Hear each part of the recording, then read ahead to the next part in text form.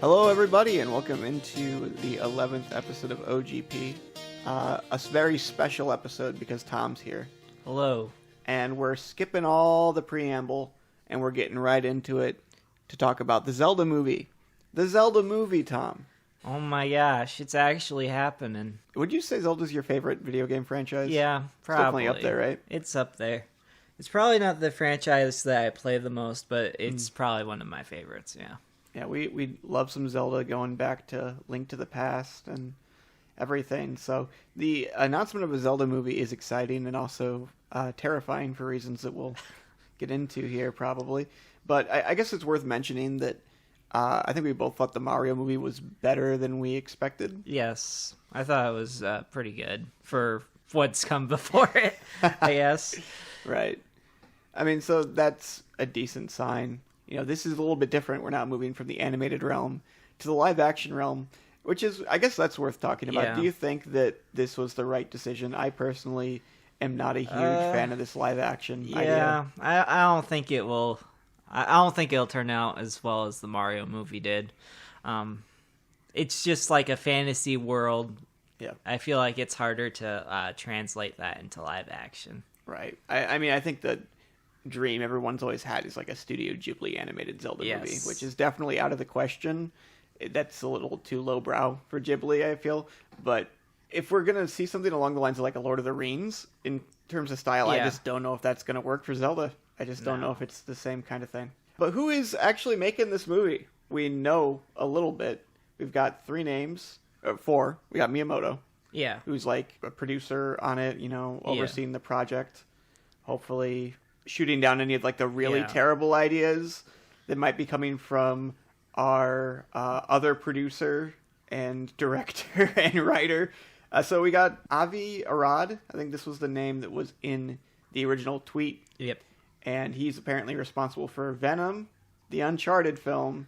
Oh boy. And a whole bunch of Marvel shit.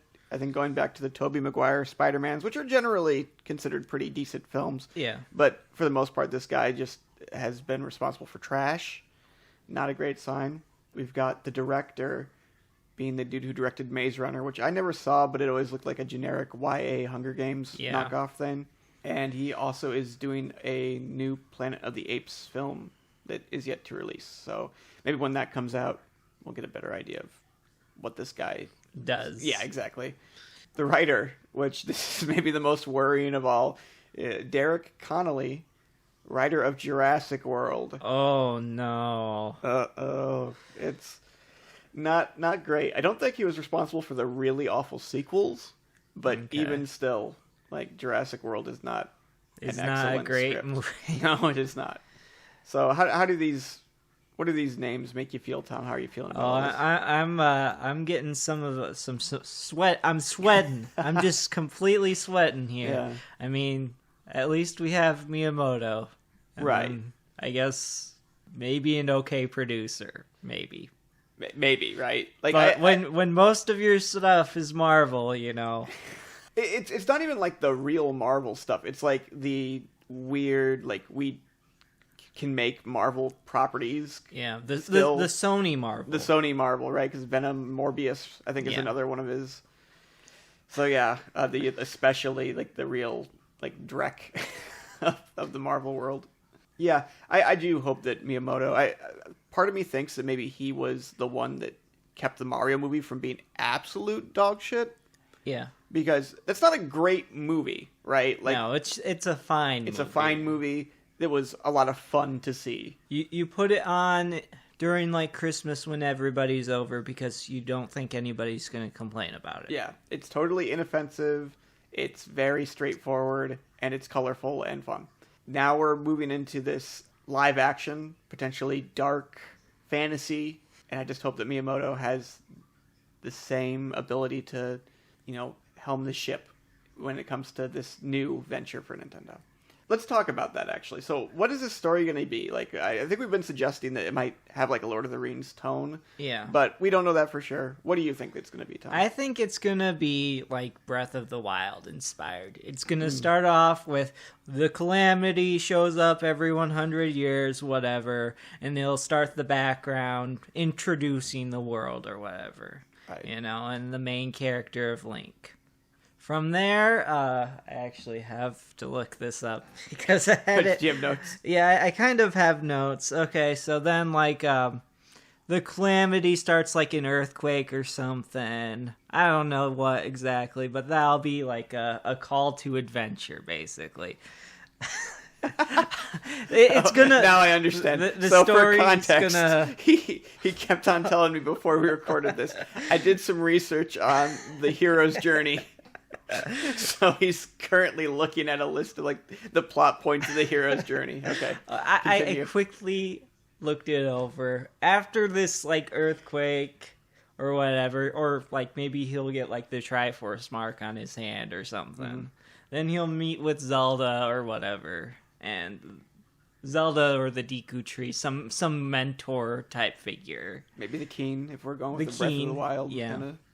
And then he'll start off on his journey to collect some MacGuffins.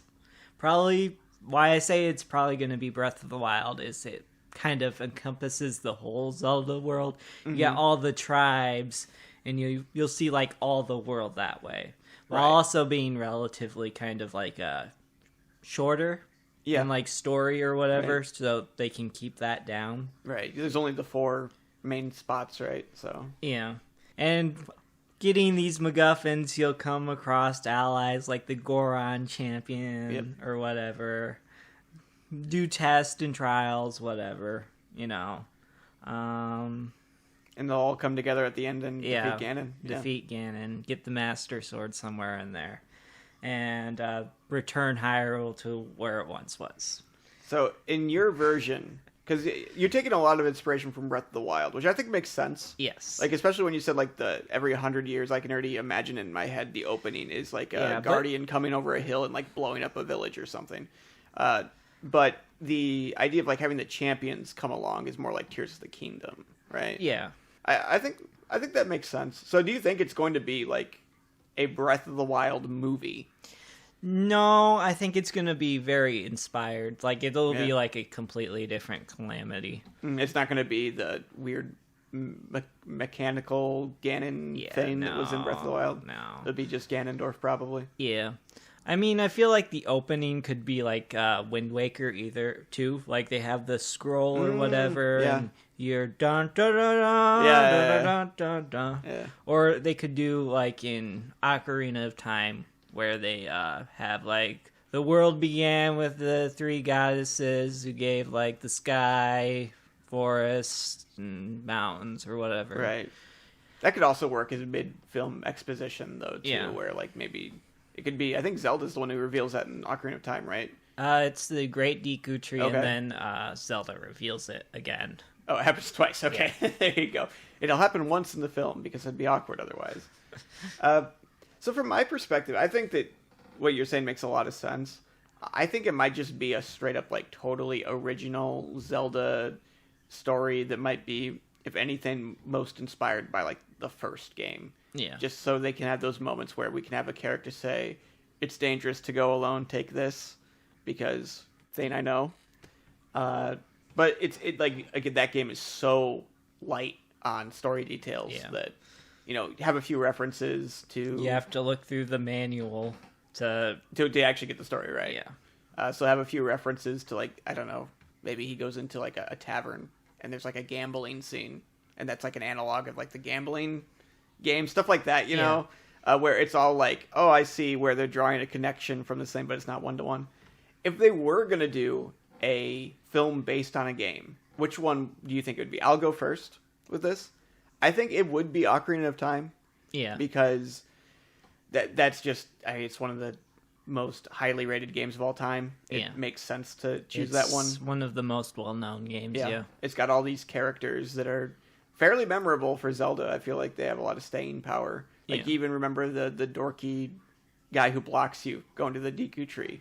Like, I could see that being a character at the beginning of the film. That's, the kind of the bully character that's a foil to young Link or whatever, Yeah. What I would want it to be is Link to the Past, because that's just my personal favorite, and I think that it'd be cool to see, like, Helma King, like, in a live-action thing. And Link to the Past does, like, both Ocarina of Time and Link to the Past have a darker element that goes through them when you go into the future in Ocarina of Time, and then when you go to the Dark World and Link to the Past, it gets kind of scary. Yeah. You think about the Re-Deads in Ocarina, right?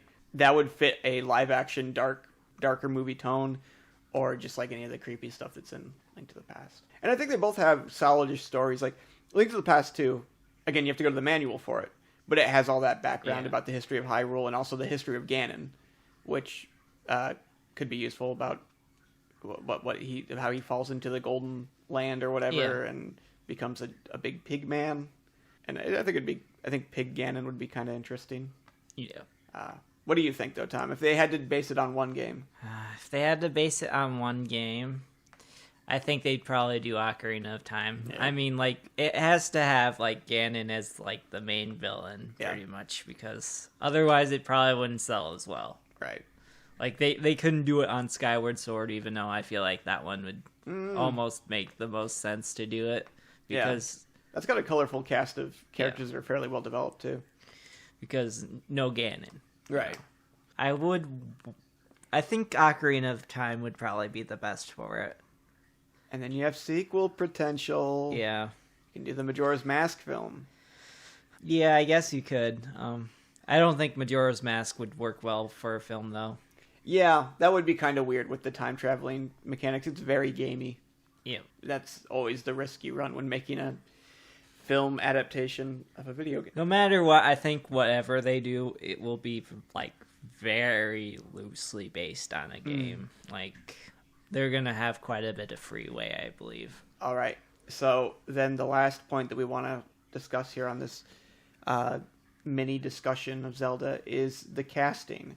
And so far, I think only one person has put their name into the ring as far as this goes. This Machine Gun Kelly really wants to be Link. I believe he made a movie and it was like absolute dog shit.